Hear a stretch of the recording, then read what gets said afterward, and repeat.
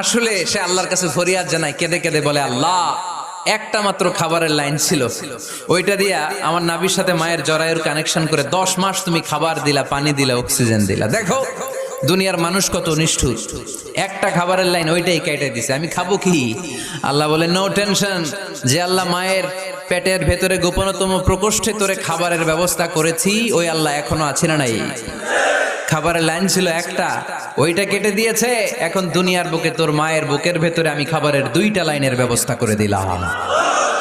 চাওয়ার আগে যার যা লাগে যিনি দিতে পারেন তার নাম রব। দুনিয়াতে এসে মায়ের বুকের দুধ খেতে শুরু করলাম। দুধ খাইতে কি দাঁত লাগে? দাঁত লাগে না, দাঁত দেয়ও না।